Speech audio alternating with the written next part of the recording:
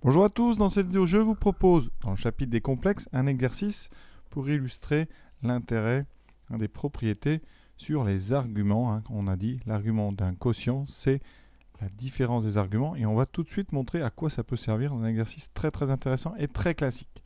Donc on donne deux nombres complexes Z1 et Z2. En première question, ça nous permettra de nous entraîner. Eh bien, on va donner les formes trigonométriques de Z1, Z2 et aussi du quotient Z1 sur Z2 et ensuite en deux une forme algébrique et on va grâce à ça, vous allez voir, trouver des formules pour cosinus pi sur 12 et sinus pi sur 12. Formules qu'on n'apprendra pas, c'est inutile. Voilà. Donc on est parti, première question, forme trigonométrique de Z1. Alors Z1, c'est donc racine de 6 moins i racine de 2 sur 2. Alors comment faire pour calculer le module? Alors il y a plusieurs méthodes. Je crois que classiquement les gens font racine de 6 sur 2 moins i racine de 2 sur 2 et ils calculent ensuite le module. Alors je vous montrerai comment on peut faire après pour gérer un petit peu mieux ce sur 2. Mais sinon ça donne donc module de Z1 est égal donc à la racine carrée du carré de racine de 6 sur 2, ce qui fait 6 sur 4, plus, surtout ce moins en carré il va disparaître, ça fera donc le carré de racine de 2 sur 2, qui donne donc 2 pour le racine de 2, et ensuite au dénominateur vous aurez 4. Ça fait racine donc de 8 sur 4, ça fait donc racine de 2. Voilà, la première façon de faire. Deuxième façon, on va tout de suite le faire. Quand vous avez comme ça un quotient, module de Z1, c'est racine de 6 moins i racine sur 2. Son module, ça sera donc la moitié du module de racine de 6 moins i racine de 2. Alors ici, c'est pas très efficace, mais ça peut vraiment parfois vous sauver la mise. Ça donne donc la moitié de racine carrée de 6 plus 2.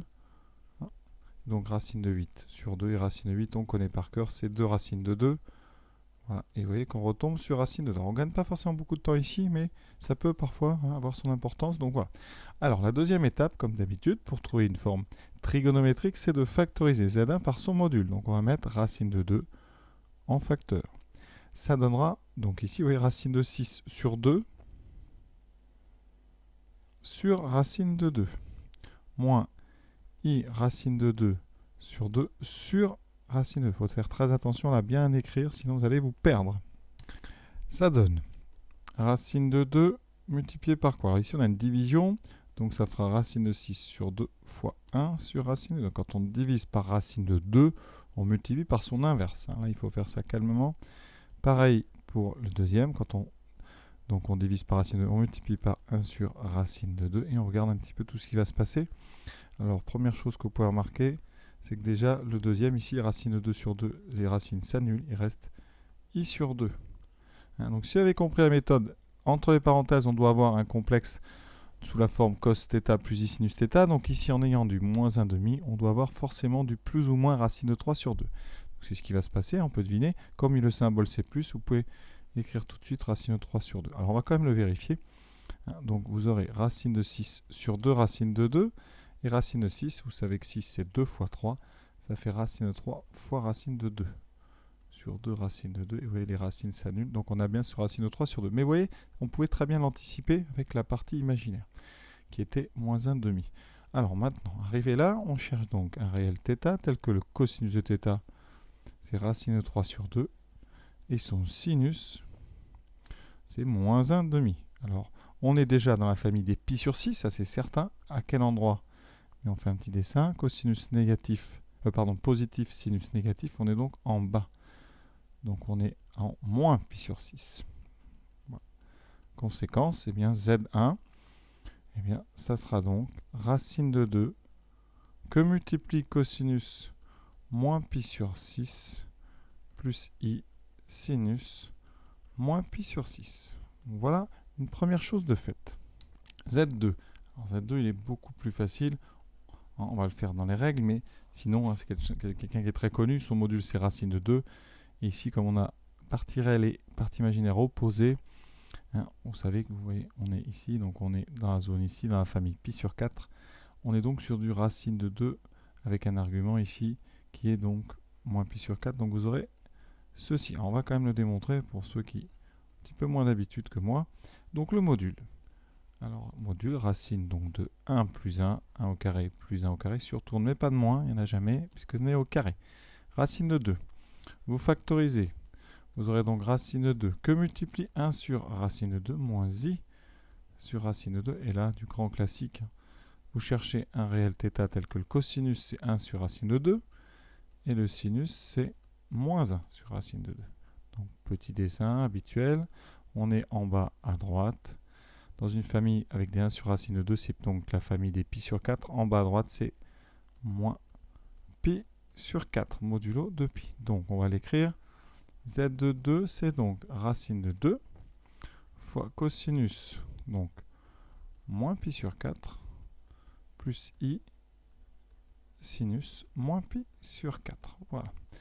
Il nous reste maintenant Z1 sur Z2. Alors là, c'est très intéressant cette question, parce qu'on vous demande la forme trigonométrique, et vous connaissez la forme trigonométrique de Z1 et de Z2. Alors, première chose déjà, le module de Z1 sur Z2, d'après le cours, le module d'un quotient, c'est le quotient des modules. Donc c'est donc module de Z1 sur module de Z2.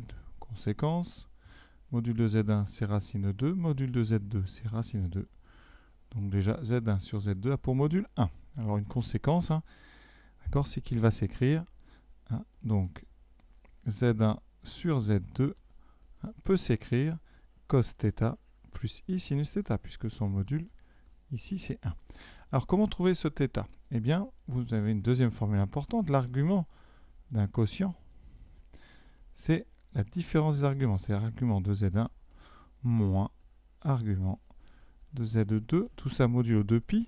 Alors, argument de Z1, on en a trouvé un, c'est moins pi sur 6. Et ensuite, vous faites moins l'argument de Z2, qui est moins pi sur 4. On calcule, ça donne moins pi sur 6 plus pi sur 4. On va tout mettre sur 12.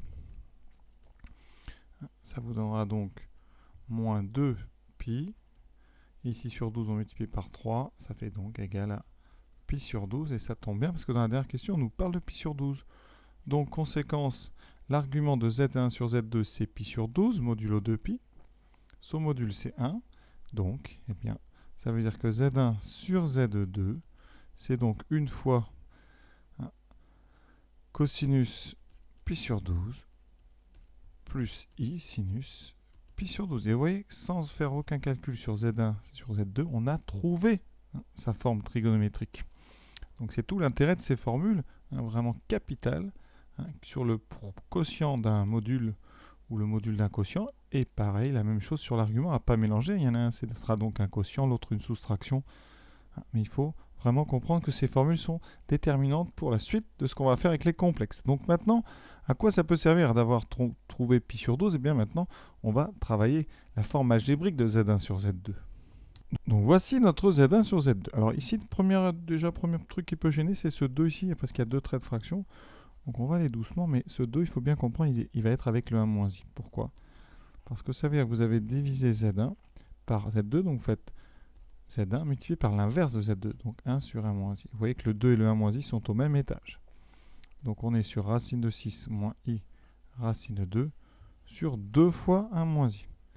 Et maintenant, on va devoir se débarrasser du 1 moins i au dénominateur, donc on multiplie tout bêtement par le conjugué d'un moins i, c'est-à-dire 1 plus i. Vous n'êtes même pas obligé de mettre un 2, ça ne sert à rien, ça va marcher très bien comme ça. Alors, en haut, on développe. Donc racine de 6 fois 1, plus racine de 6 fois i, donc i racine de 6, moins i racine de 2 fois 1, et ensuite on aura moins i carré fois racine de 2, c'est-à-dire plus racine de 2. Tout ça divisé par 2 fois le produit 1 moins i, 1 plus i. Alors ça c'est simple, ça fait 1 au carré, plus 1 au carré, ça fera donc 2. Donc au dénominateur, on aura 4. Et en haut, qu'est-ce qu'on a? Donc la partie réelle, là où il n'y a pas de i, racine de 6, plus racine de 2, plus i que multiplie. Alors combien on en a? On a des racines de 6, et on a moins racine de 2. Et maintenant, on a donc terminé. Alors si on veut une vraie forme algébrique, on va écrire racine de 6 plus racine de 2 sur 4, plus i que multiplie racine de 6 moins racine de 2 sur 4. Je mets des belles parenthèses ici pour bien que vous voyez.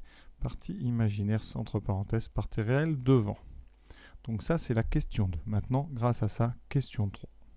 Alors, regardez bien ce qu'on a. D'une part, on a Z1 sur Z2 qui est sous forme trigonométrique, et de l'autre part, sous forme algébrique. Si on compare, on doit avoir donc racine de 6 plus racine de 2 sur 4, plus i racine de 6 moins racine de 2 sur 4 qui doit être égal, enfin qui est égal à cosinus pi sur 12 plus i sinus pi sur 12. Donc ici on a deux complexes égaux, et donc théorème du cours, les parties réelles sont égales et les parties imaginaires aussi. Donc ça veut dire que la partie réelle de droite, qui est cosinus pi sur 12, doit être égale à la partie réelle de gauche, qui est racine de 6 plus racine de 2 sur 4. Et ensuite, pareil pour les parties imaginaires, donc à droite sinus pi sur 12, à gauche racine de 6 moins racine de 2 sur 4. Donc voilà les valeurs exactes, les formules qu'on pourrait demander aux élèves d'apprendre, ça ne servira à rien.